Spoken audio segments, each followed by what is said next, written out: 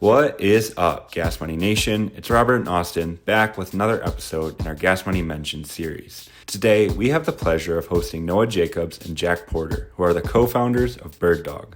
BirdDog is a newly launched AI-powered platform that helps salespeople automate hours of account research to find companies in their ideal customer profile, analyze key decision makers, and provide key facts for strategic cold calls and emails.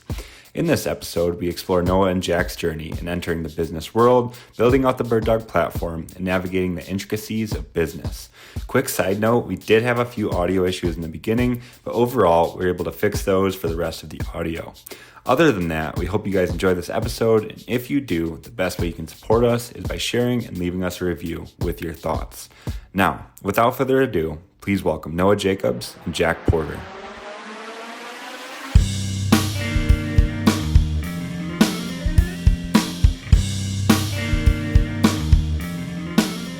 So I'm Jack, and I'm with the co-founders of BirdDog, which is a sales intelligence platform that helps high-growth sales teams find who to sell to and then what to say.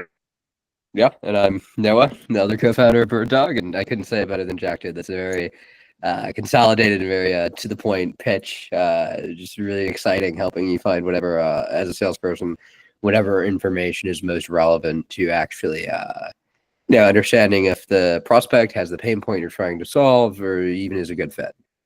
Yeah, pleasure to have you guys on today. And I guess to start out, it's interesting, Austin and I formed a partnership with Gas Money, and obviously you guys have partnered together to build this sales platform, BirdDog. And what's very interesting, I was looking into the background. It looks like you guys had met in college at U of M's Ross Business School. I guess just tell us some more about how you guys met and your experiences kind of leading you to develop this platform. So Noah and I met, I guess it was freshman year, through a mutual connection. All I remember about Noah the first time I met him was he rolled up with those red glasses and a bomber jacket and just started talking about like options trading strategies and like complex math. And I was like, what in the world is going on? I'm like, I have no clue what is happening here.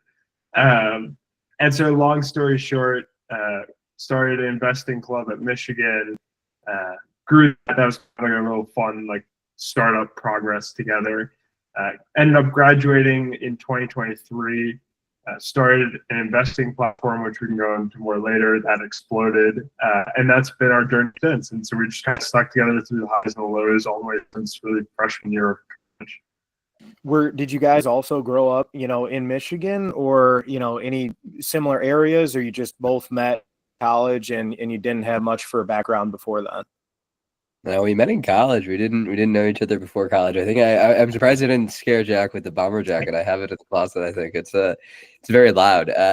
We hadn't met before college, but it was a pretty tight group. The options trading club called Theta Capital. It was a fun time.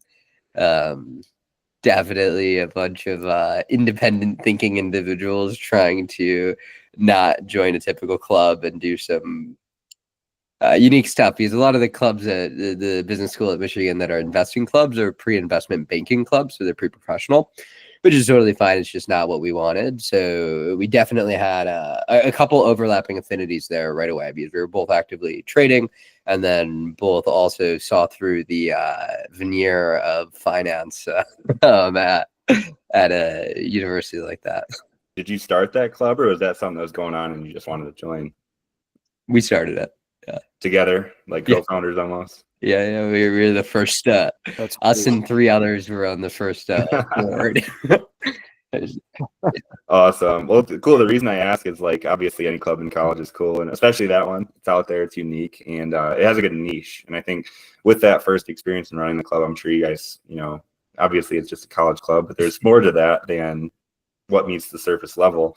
You're helping people out, you're kind of doing your own research, and ultimately like finding ways to grow it. And that's one of the things we found with business is marketing is a huge part of it.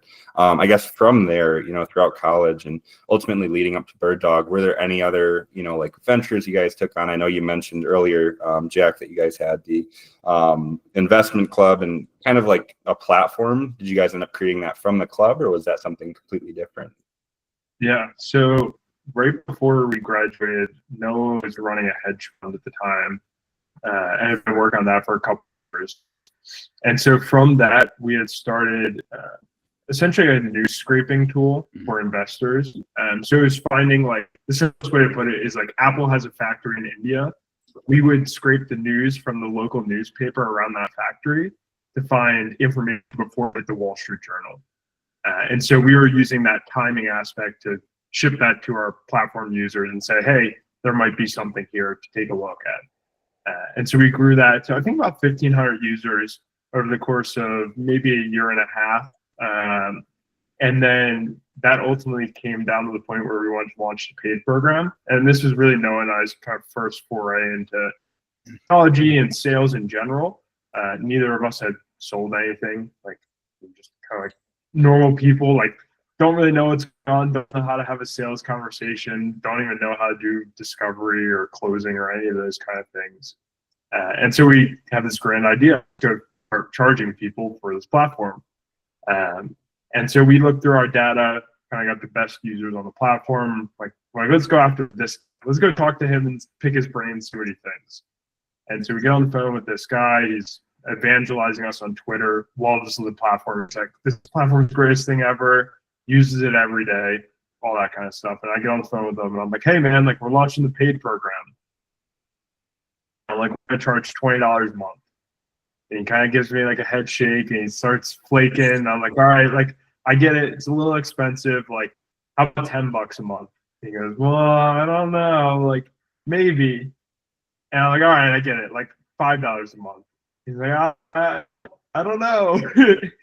Like, I don't know how much lower I can go, but would you do $1 a month? And he ultimately goes no. And so he says no. I call Noah. I'm like, dude, we are gonna fight nickel and dime for $20, if that. And so that was kind of the end of the investing platform. And so that was really the entire lifespan of it. It was about a year and a half. But what was born of that was the original idea for BirdDog. And so at the same time, we had a sales guy who was on the platform right at that, like we were launching the paid program. We call him up. He's like, oh yeah, I'm using your platform to sell to people. We're like, you're doing what with our platform? It's not like sales. It's not like Zoom Info or Apollo or any of the big like sales players. And he's like, yeah, I love it. It's awesome to find information. I can write great cold emails. I can cold call them and know everything about their business. And he's like, I just want one feature. He's like, this one feature, I'll pay $50. And we're like, you will? We're like, we're all in. So we build it. He pays us $50. And then that puts us down the direction of sales. We're like, all right, there's something here. Like maybe this is an idea. I kind of double clicked on it and just went all in. Interviewed everyone we our hands on, leveraged the Michigan connection, took our Mission emails and just started firing off emails to everyone. Like literally everyone we know, everyone on LinkedIn, and had 130 meetings over the course of about 2.5 months, and just picked their brain. Everyone kind of out of school, SDRs, all the way to like global executive directors of multi-billion-dollar sales organizations. And so figured out problems, did the whole like mom test thing if you're familiar with that, but like that's a great book to learn from. And then really that's where BirdDog came from, was that whole process. And really the failure of the investing platform was the start of BirdDog. Wow. That's badass. I mean, I don't know what to say. So essentially, I guess, just to, start from there. So you guys almost built something that you didn't realize what it was actually going to be used for. Like you built something that you thought, okay, this is going to be perfect for this, but then essentially somebody was already using it for sales. And I'm sure you guys were caught off guard, like you were talking about, Jack, but like obviously, learning that nobody was going to pay for how you guys wanted them to use it, but then you found, okay, they can maybe pay for how they want to use it. So let's go this route. Was that just a quick shift, or was there a lot of conversation that kind of went through? Because I know with co-founders, Rob and I'll go through, we'll have different changes that either of us want, or different, directions we want to go towards. And there can be certain things, especially that's kind of a big shift. You build something for this, but now it's going to be this direction. Like, talk to me kind of how it went from, okay, now let's completely shift over to this direction and go all in, or was it just, it just felt right? It probably took us a little bit longer than we needed to, in all honesty. It was that evidence was there, and the team was a little bit bigger than we were operating in a different company, Jack and I, and more minds at the table. And, a lot of different conversations were had about the different directions. Jack was definitely the most valiant in saying that we should go in this other direction. And part of me was thinking, oh, well, we can just like try to put this other thing on autopilot. We can like grow this other thing on autopilot. But Jack was pretty persistent in saying, no, focus, focus, focus. And that's actually also when I left the hedge fund too. So that was a big inflection point for me because I graduated from school in December. I left the hedge fund and we pivoted what we were doing. So it was really the first time I was able to like focus on one thing entirely, which is kind of crazy because it's no more school, one business, one way less distractions. So that was a big inflection point for me personally, but also a big inflection point for us. So it took a minute. It wasn't like that happened. I don't think it was probably until 2.5 months after that, and maybe not that long, but maybe 2 months of kind of being in between these things where maybe immediately after that guy had paid us, I think I started I literally grabbed my phone and I just pulled up my contacts and I was like looking at who is in sales, and I just started calling people. And believe it or not, one of the people who I called, we actually ended up closing 3 or 4 months later, which was really cool. So that was funny that I did that. I mean, I was reading the Hormozy book at the time, and he's like, "You just need to call everybody." And I'm like, "Okay, we'll call everybody." But so we were kind of multi-threading still for maybe 2 months, where we were playing around with the finance stuff, but we had also started sending out those cold emails to the Michigan people, and it just became more and more apparent the more conversations we had that there was really something there with the sales stuff that was way easier to grab and way closer to us than the finance stuff. Because with the finance stuff, we were, Twitter was a comparable to us. We're trying to have this really complex news flow, but that's a difficult thing to have when you have an open source news flow like Twitter, or you have all these other alternatives there, and people are already paying a lot of money for a very, very good one like Bloomberg.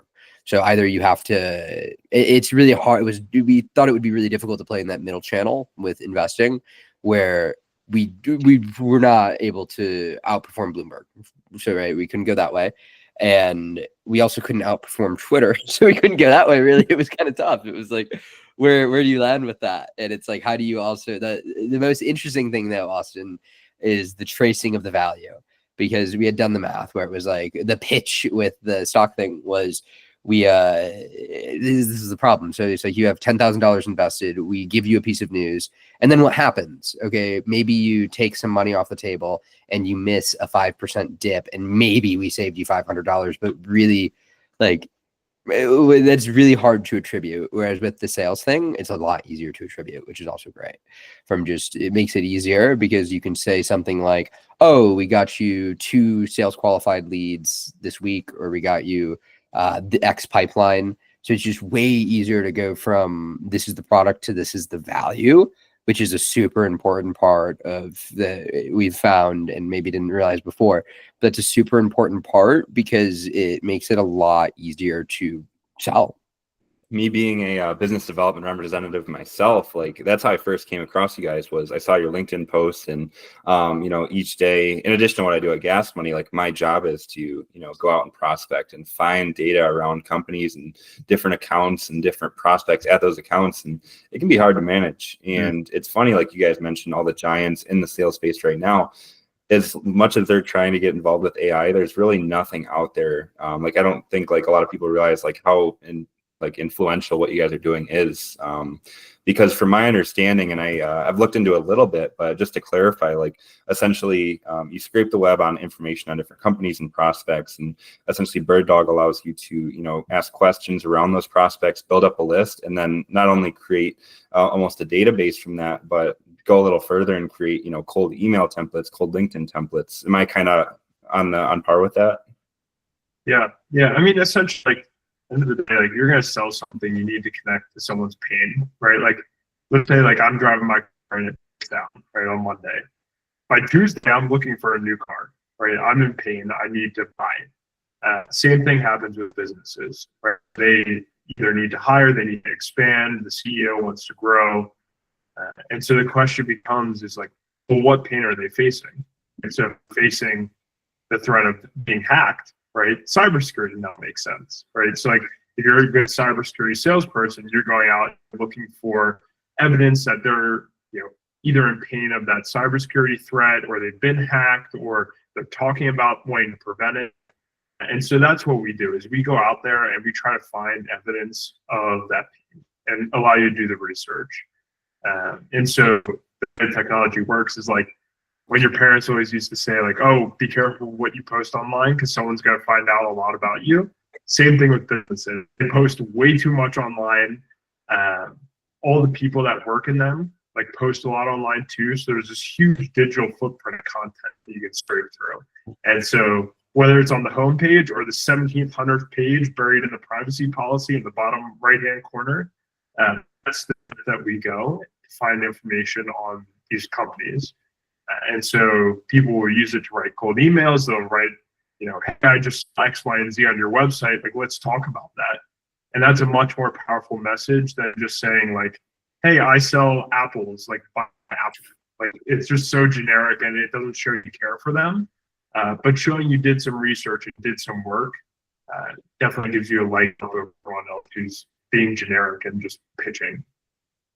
Yeah, and to go off that too, speed's the name of the game in sales, and it kind of relates back to what you mentioned earlier about like the financial club you guys were running and the hedge funds. Like you guys were scraping internet data before a lot of people were getting access to it, and it sounds like BirdDog's kind of along the same path, where instead of you having to manually search on all of your accounts, like if you have an account in there and something new happens, like you're getting notified essentially. Correct? Is that like the direction you guys are going with it? Yeah, we have data sets that update every 15 minutes. So by something happens at 1 p.m. by 1:15, we know about it. And this is like still early version too, which is crazy to me. I guess walk me through this because I'm kind of a dummy in the technology, space. Definitely not a developer, a coder, or anything like that. With the app and like our software that we use with Gas Money, we went through a third party and we have developers that do that. So how you guys probably do all the coding and everything like that on the back end yourselves, right? Yeah, we do. Yeah. No, it does. And that, oh, okay, here we go. Well, that's got to be huge. I mean, you can, because from our, a little bit of the huge problem that we face all the time, if we want to change something small, if we want to fix certain things, if we want to add new functionality, I mean, you guys, yeah, it takes the time, but you have the knowledge and the, the know-how to be able to do that. And you're able to, add new things, change things whenever you like. So how like beneficial has that been, I guess, since the very beginning? And then also like what got you into that space? Like what got you into learning, coding, development, scraping, and made you really dive in to be able to do all the things even leading up to BirdDog? Yeah, Austin, I actually didn't know how to code like 2.5 years ago, believe it or not. One of my friends like pressured me. She was like, you need to take like a coding class. Business school. She's like, you're wasting your brain power. And I'm like, okay, fine.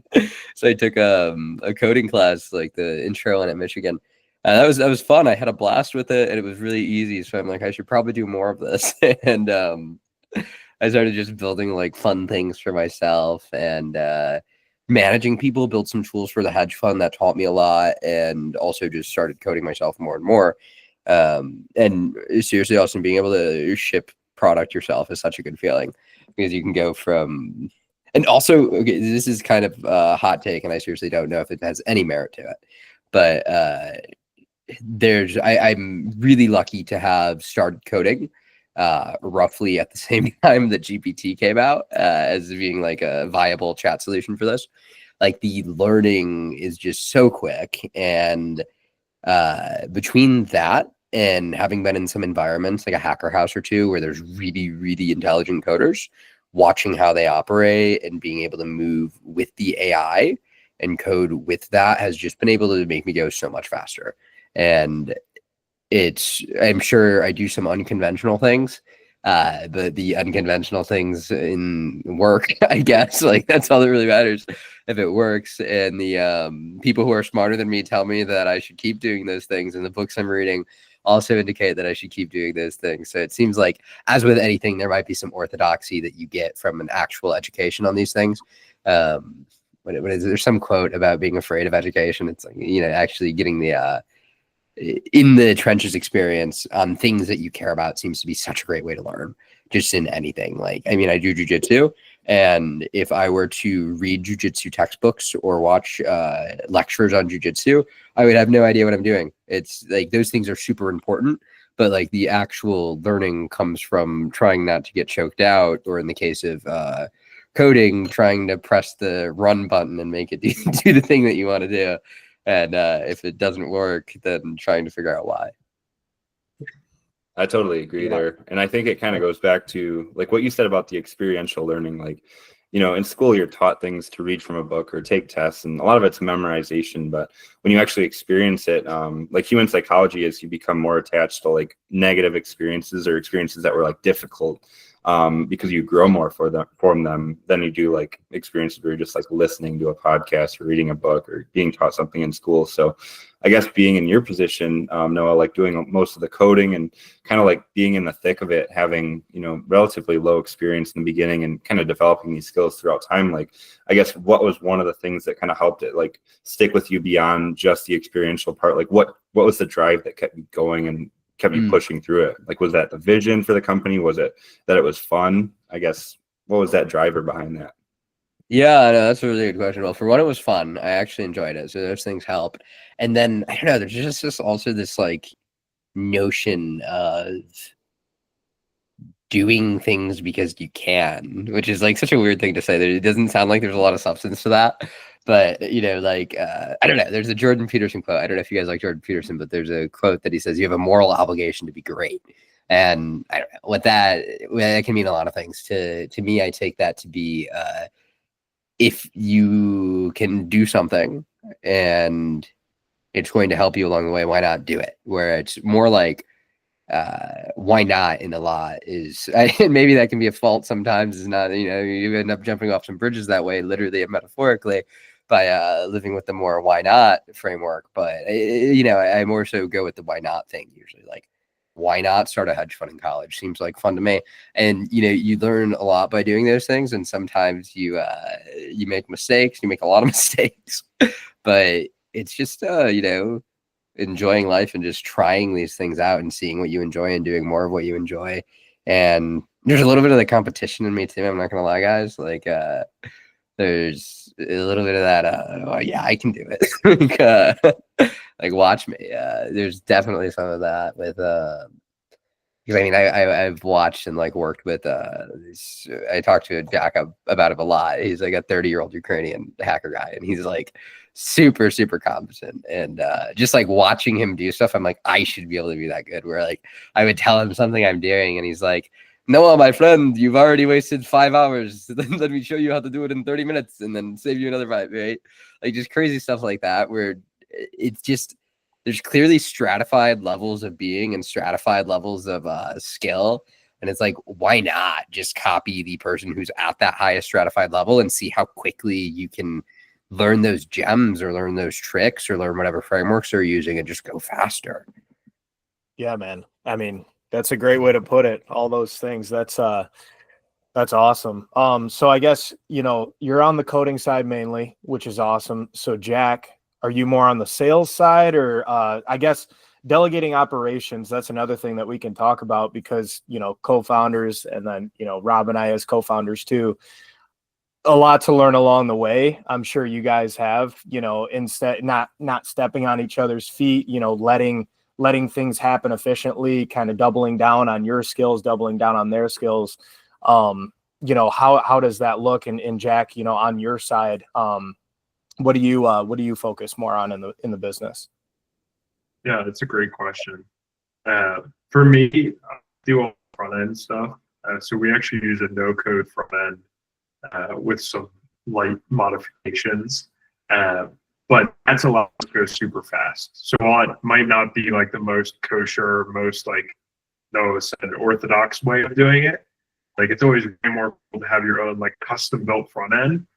But what's also cool is being able to ship like 1 or 2 features a day for the last like 4 or 5 months. So going super fast is also cool, and that's what that allows us to do.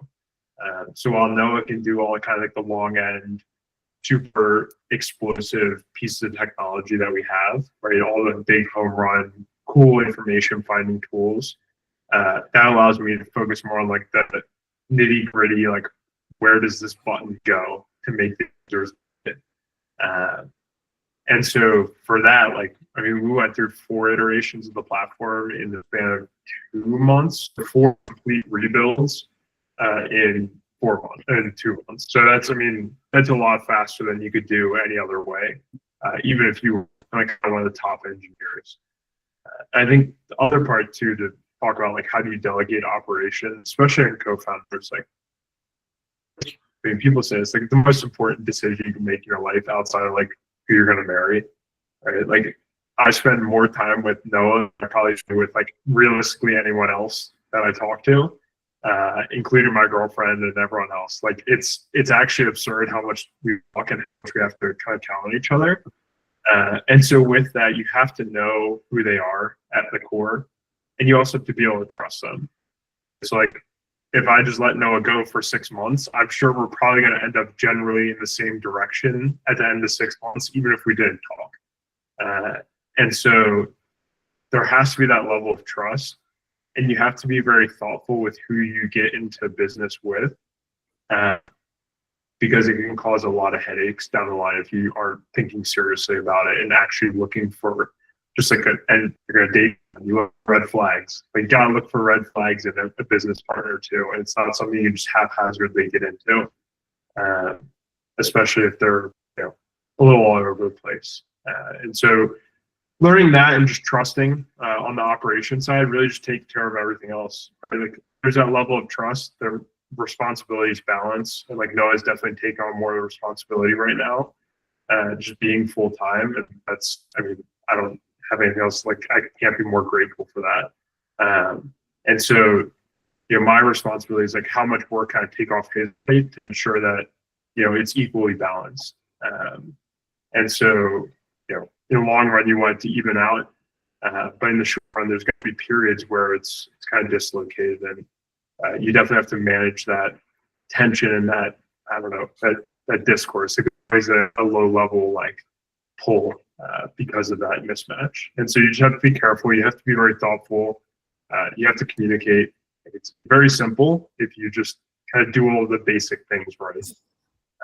And so that's how we delegate. I mean, it works really well. Like we work relationship, and I don't know. It's simple. Like there's no other way to describe it. I would say there's 3 main things too going off of that go into like a good partnership. I'd say alignment's huge, trust is huge, and then shared vision. And it seems like you guys have that. And one thing that like I wanted to touch on too is a lot of young founders typically, they don't have the experience or the proof to go out and recruit like a CTO or like a technical co-founder that's in their 30s or 40s that has that experience behind their belt. So oftentimes, like in your guys' case and Austin and I's case, you team up with a friend who knows a lot about business, and you guys go all in on something together, and there's that balance there. Like you guys have that trust and that friendship where, like Jack, like you said, for example, if Noah's working a little more here, you're working a little more there. You guys aren't getting on each other's toes, or you might experience that later on if you were hiring somebody like formally.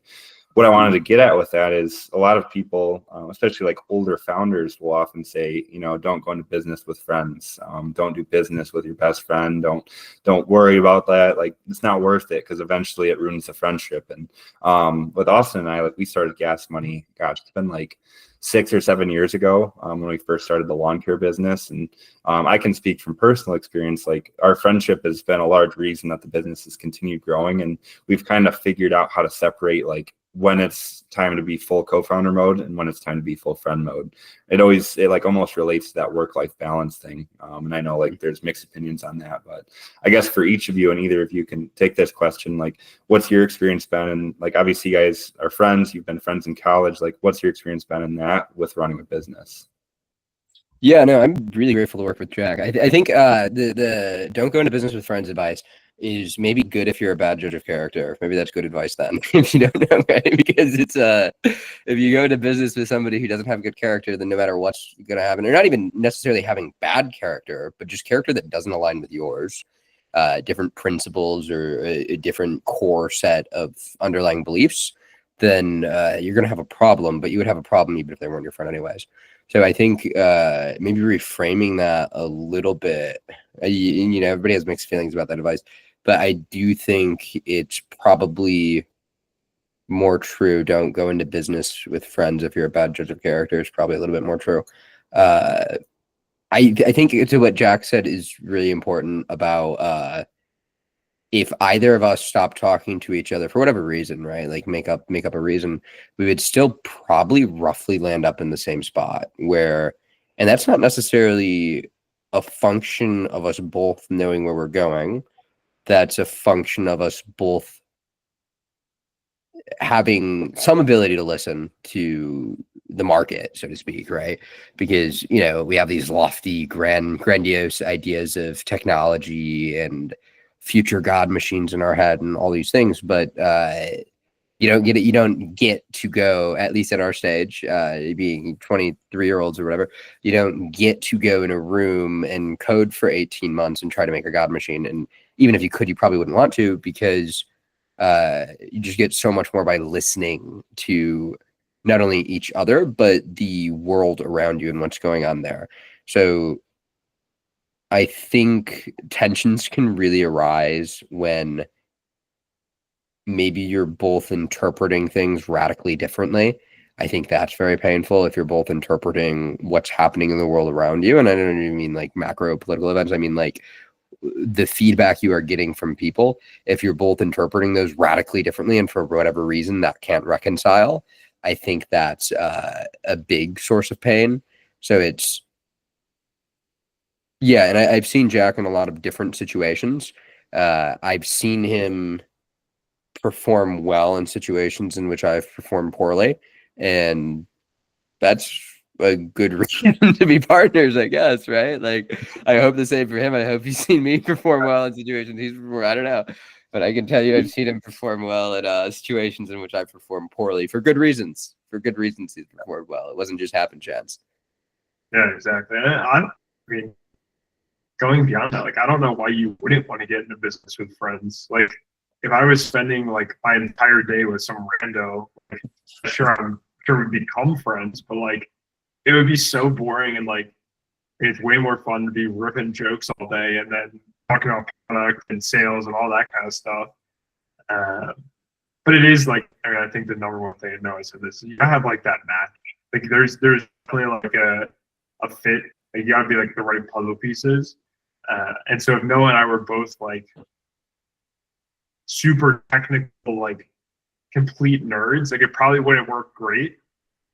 But because there's some kind of blending and different interests and that kind of symbiotic relationship, if you want to call it that, like, it kind of works. Like, we can both flex either way, but there's enough differentiation that like we can move really quick and kind of go off of each other and use each other's strengths. So I think there's a lot there. Like, I don't know why you wouldn't want to make business with friends. Like, just make sure you have good friends. Like, make sure you have smart friends who are like logical people. And then like one biggest thing, and then one thing I've seen like almost all the founders I talk to get stuck on is like solving conflict. So you have to be very reasonable. You have to know when to push and when not to. And it's a lot more not pushing than pushing. So you have to be reasonable. You have to know when to push and pull, because again, like, they're in the same game as you and in the same as you. You want to have like an equal share of ideas and have an open floor where it's not one person dominating every idea and calling all the shots and doing that kind of stuff, especially in a partnership. It can be a lot different if you're the CEO and you have a bunch of people under you. You can start calling shots, but in a partnership, you have to be reasonable, and you have to kind of like, you know, if Noah says something, he has this great idea, and I'm like, I'm not sure, like, I'll ask him some questions, but then I'm going to let him go. I'm like, I trust his judgment to make that call. And so that's also a huge part I've seen a lot of founders like it completely explode on is like they don't get it and then they're unreasonable. They both dig in and then they're both mad at each other and then the whole relationship falls apart. Yeah. Yeah, exactly. And like you said too, I mean, you kind of, it's like that symbiotic relationship. Basically, you're building off of each other's, strength. Like you said, Noah, I'm sure there's times where Jack, can perform in certain situations better. And then, Noah can perform in certain situations better. And I think that's the only way to grow. If you can build off of each other, where's that going to go? It's, the building's only going to get bigger. So that's huge, like you guys were saying. And then also, like what you said about it's listening, being open-minded, even with your business partner, because when you're closed-minded, you think that you're the hot shot and you're going to call the shots. That's never going to work. Like, why do you even have a partner anyway? You should have went in this on your own, and you're proud. I don't know. We've talked to a lot of people, and I envy some of the guys that are going, at their own businesses by themselves, because I don't know how they do it sometimes. I mean, just to be able to bounce ideas off of each other, with your partner and things like that. And also have, those strengths to help you in certain situations that you haven't kind of worked out yet to be able to get to that point. And wrapping this part of the conversation up, I agree with you guys. Why not go into, especially being young founders, if you have good friends, find that good friend that also, complements your strengths a little bit. You have some stuff in common and fucking try it out, and see what happens. When I was going through, your guys' LinkedIn's and everything, a lot of activity, which is awesome. And we don't do that enough. I was curious, like, how, and I know we talked about this a little bit, Noah, when we were on the phone a couple of weeks ago, but how impactful has that been to your business journey, your professional journey, and even just the marketing side, in general, and how much growth that can be? And it seems to be, relatively, it's not like paid marketing campaigns. It's pretty natural growth. So how impactful has that been using LinkedIn, specifically now being in the sales industry? Yeah, I'd bucket it into a couple different groups. Obviously, you have like personal career development, you have like sales, and then you have like just general like marketing, right? So you have a couple different buckets you can pull. But I think the funniest part is like if you told me that I would be spending like 90% of my day on LinkedIn about 18 months ago, I would have called myself a complete dork. But that's just how it is. Like, you got to go to where customers are. And for us, salespeople love LinkedIn, right? For investing, investors love Twitter, right? So we were all over Twitter, they're getting people on Twitter, messaging people, all that stuff. And so for us now, it's everyone's on LinkedIn, right? That's where people hang out. And that's one of the pieces of advice from Rosie, like really like his stuff. But one of the pieces of advice that he gives is go to where your customers are, right? And just hang out with them there, right? So if it's selling to moms on Facebook, right? You want to sell them something, go hang out with Facebook groups of moms. Like, just go find where these people are and go hang out there, become kind of reputable in that space, and then everything else takes care of itself. And so for us, like, LinkedIn is a home run, right? There are tons of salespeople on there. They're all active. They're all trying to sell each other on there. And so we have a couple things that we do, primarily content and then direct messaging. And so there's like a recipe for content on LinkedIn, which is way too complex to like go into, but like it's essentially there's a boilerplate. If you go on LinkedIn and look at all the popular posts, you'll notice they all look very similar. So once you understand that, like do that, and then the other part of it's like messaging people. And so that's where we book a lot of our meetings from, and a lot of the demos that we do, and a lot of the people that actually go ahead and test our platform. It's just essentially with them and going, yo, what's up, dude? And then just striking up a conversation, seeing what's going on in their business. How are they selling? Do they have pain points? Do they like the tools that they're using? And then ultimately, like, the conversation flows naturally to like, hey, you want to try us out? And so that's how we get all of our business, is really through inbound from content and then just direct outreach to people we want to work with. LinkedIn a game changer. Like we generate like hundreds of thousands of impressions per month, which is like if you were to pay for that, it's like $30,000. So it's pretty good to get that for free. Yeah, it's crazy. And like you guys said, I love the quote that you had too, is like you need to live where your customers are. Like with me, like obviously I'm doing Gas Money with Austin, but for my day job, like I mentioned earlier, I'm a sales development representative at a cybersecurity company. And I'm like always looking through LinkedIn because, you know, a lot of the guys that I work with, like there's like IT influencers or like CISO influencers who are like the chief security officers, like they're on there all the time and they're trying to grow. And it's funny, like in the beginning, like when I started reaching out, I was trying to be all formal and stuff, like, hey, so-and-so, like, here's some pains I saw, here's how we can help you out. And there's kids like that I'm working with that are getting success from doing like, hey, what's up, dude? Like, you guys looking for some cybersecurity? I'm like, dude, how is this working? And then I come across your post, and it's funny, like, I think I, you know, mentioned before the call, like, I'm pretty sure it was organic or one of my connections had liked one of you guys' posts. But for me being in sales, like, it was very interesting what you guys were doing. And I think the one that I saw was, you know, like the LinkedIn outreach framework. And that's where like I liked it. I commented, I was like, hey, I'm interested in this. And then Noah reached out and, you know, we started a conversation just around like business in general. I guess when it comes to LinkedIn, like creating those simplistic messages and just starting conversations, like how impactful has that been in terms of like not only growth, but just like building connections within the sales space where people not only want to use the platform, but they're also like looking to help you guys out and help you grow. It's crazy nice. It's and it's one of it's like not just the posts and the DMs, but it's also like we have people who we comment on, and it's like Jack, like Nick. I've never spoken to this guy, but I've like commented on his stuff, and he's commented on mine so many times that I feel like I could probably get like a beer with him, and it would be like normal, you know. Where it's like, so it's like maybe that's bad. It's like my life is that digital, but the point is, it's like you really get what you give too. So it's like lots of commenting, lots of supporting other people's posts too. And I mean, Jack had a guy, we won't give any details on this person, but he works at a large SaaS B2B, of course, B2B SaaS company. Like one of the founding account executives there. He's been there for a while now. And he just started giving us advice on like how to actually demo. Like I demoed him, and then he talked to Jack about it, and he's like, "No, I did this wrong and this wrong and this wrong." And we're gonna get a pitch practice with him on like Friday. And after hearing that, I've already started changing what I'm doing, and it's just like the acceleration. Same thing. It's like when you find the hacker, whether it's the actual literal hacker or the guy who's just like ungodly good at what he does, and you can learn from them. That is just such a growth hack. And LinkedIn has put us in front of some of those people. It's given us conversations with those people, and it's made it, of course, business-wise, relatively easy to get people on the platform. Yeah, I mean, you just need so many cool people.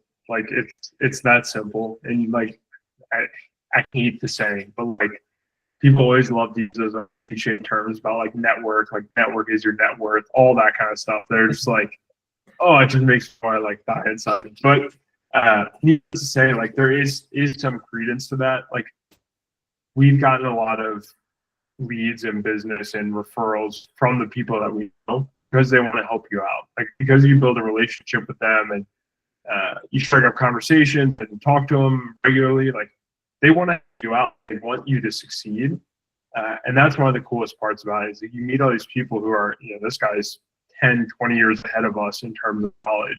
And it's like, we're just going to start downloading everything he knows, right? And we can do that from 100 people over the course of a month, right? And then you're downloading so much knowledge, so much experience, and it accelerates your own growth so much faster. It's like reading a book, right? Like that's why people read books and listen to podcasts to download this knowledge. But it's like, well, what if you had a personal coach or a personal book that was tailored to exactly what you wanted, right? Like I get on the call with the guy today. I'm like, here's our exact problem. Like this is the one thing that I'm thinking of pulling us back right now.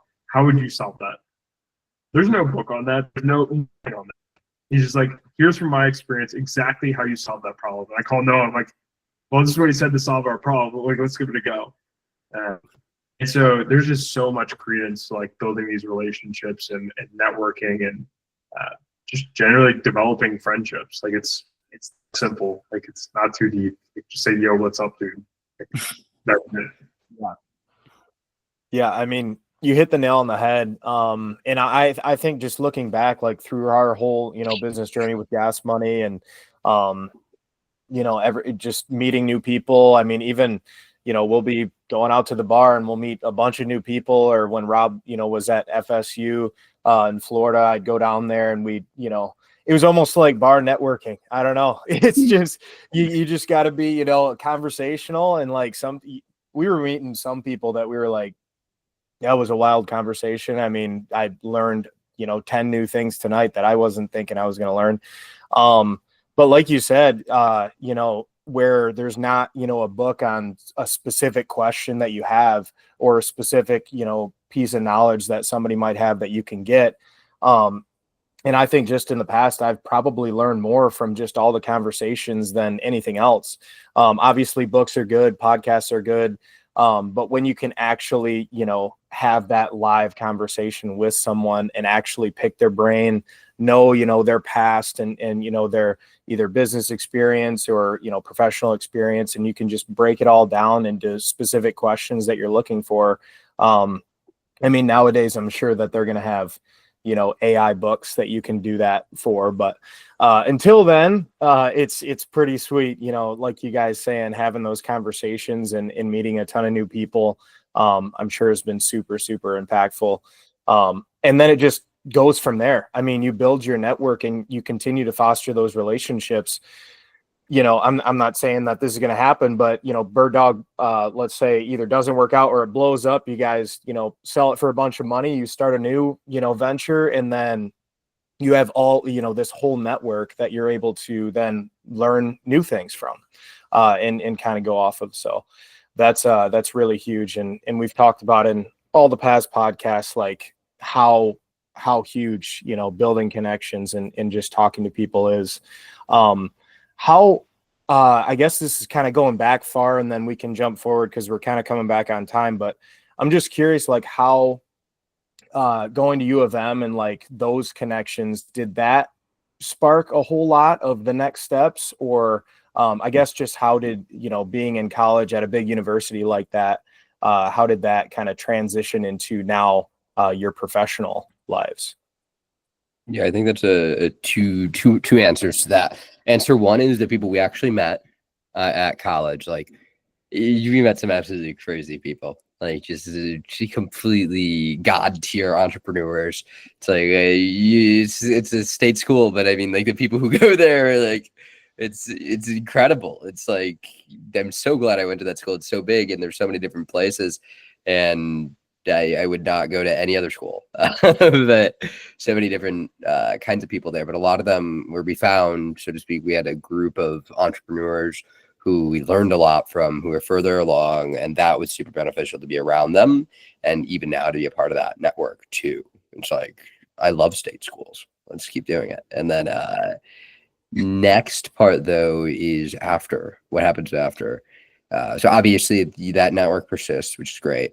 The other thing though, like I had a 2 email sequence, Robert, with your email stats in the back of your mind from BDR days. This is going to resonate with you particularly, but 2 email sequence to UMich, particularly Ross alumni in sales, plus connecting with them on LinkedIn, pretty much doing the whole mom test thing where we're like, we have no idea what we're doing. We just want to talk to you. A very disarmed email. So it's not necessarily like I want to sell you something, which it wasn't. It was like, we don't know what we're doing. We need advice. We got a 50% response rate with emails to these alumni. And that I think we got 100, it was like 400 emails, like 400 individuals. I think 200 responded and we got calls with like 130 of them, which is just absolutely crazy. I'm sure we could repeat it if we wanted to learn about some other space. Just like the way that network gives is amazing. Yeah. And for people that are listening that aren't in sales, like those stats are insane. Like we're lucky if we get like a 5% response rate. Like 50% is crazy. I think there's 2 things there, like the alumni network, like tapping into that warmth is always huge in sales. And then 2, like people wanting to help you out. Like you guys mentioned earlier, like people see you grinding, they've been through it. They're in many cases very successful. And what we found in general is like with the whole network is your network thing. Like if you reach out to people who are already in the spot you want to be, 9 times out of 10, if you ask them for help, they'll be willing to give you a bone back. And a lot of that is sales too. Like being curious, selling through curiosity, that whole 9 yards. This is awesome, guys. I know we're wrapping up on time here. I had one more question. I think Austin had one more, so we can keep them short. My question is, how did you guys come up with the name? Tell me about BirdDog.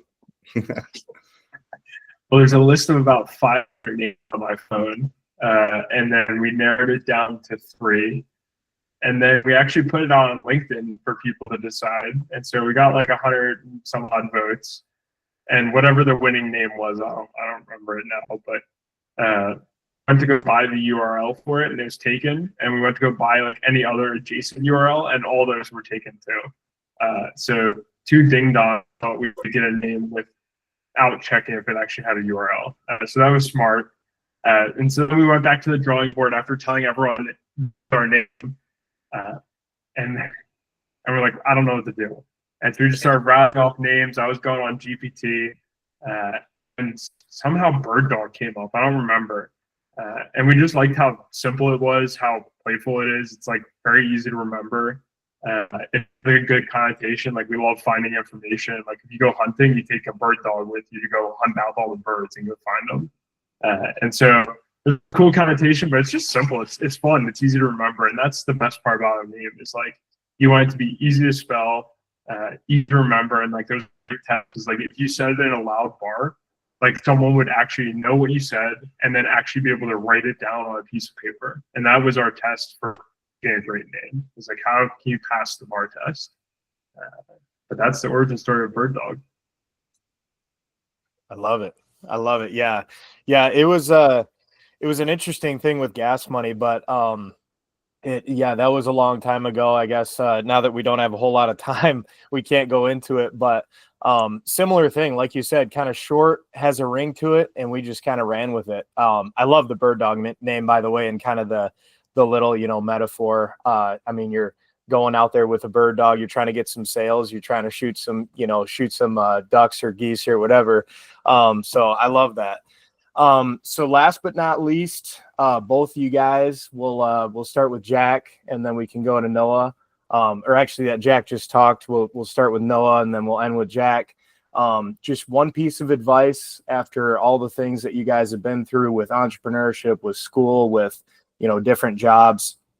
What is one huge piece of advice that you guys can give to any young founder out there, or just a young person looking to maybe get into entrepreneurship? Yeah, well, first, I do want to say Gas Money is an amazing name. It's super easy to remember. So great job with that. You guys killed that. One piece of advice, that's really hard because there's like a million pieces of advice and they all like go together.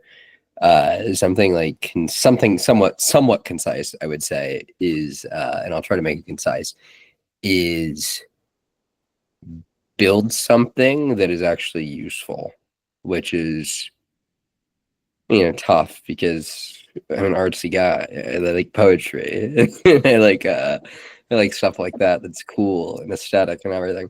But there's also, poetry and art and aesthetics to building something that people actually find value in. Because at the end of the day, you need to build a business that has some sort of value and does something valuable for people. So how can you help somebody solve a problem or create an insane opportunity for them? So it's like, seriously, I would a big piece of advice would be to focus on creating value for somebody and really communicating and learning to articulate that in their own words and help them understand that you're doing that and make sure that you really are doing that. Yeah. I mean, with that, that's super important. Like we talk to founders almost every day, and I would say 50% of them have an idea, right? It's something that's cool, seems cool on paper, but doesn't actually solve a problem that anyone actually cares about.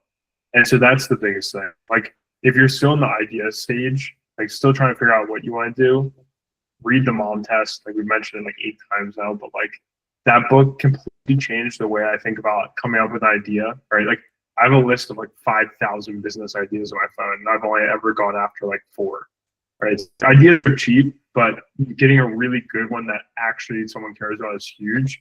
And then I would say kind of my piece of advice, if you want to guarantee success, do so much that it would be like nearly impossible that you fail, right? Like if you're going to try to become a good sales rep, do so many sales calls that like it would be so dumb if you weren't good by the end of them. right? It's like training. If you're going to be a great runner, like run so many miles that it would be unreasonable you aren't good. And so same thing applies to business. Just max out whatever you're doing, whatever your domain is. And that's like the number one way to guarantee success. Hell yeah, boys. I love it. I love it. Just to kind of summarize, like you guys mentioned, you know, building value is extremely important in business, and going beyond that is being persistent and relentless with that value and never giving up on your dreams, always chasing that vision, and most of all, believing in your goals, because if you don't believe in them, who's gonna? So, Jack, Noah, thank you both so much for coming on today. Before we finish up, real quick, where can people find you? Feel free to shout out like your website, your LinkedIn's. If people want to get in touch with BirdDog, where can they find you at? Yeah, we're on getbirddog.ai is the website, and then it's Noah Jacobs and Jack Porter on LinkedIn. Yeah. You can still just look at our posts, and they're essentially that framework we were talking about. Just rip and steal the work. But yeah, Awesome. Thanks, guys. Yeah, appreciate you guys. So much for having us. We appreciate it. Very cool. Awesome. Well, for everybody listening, appreciate the time today. Be sure to check these guys out. And like we always say at the end of our podcast, go get that gas money. Go get that gas money.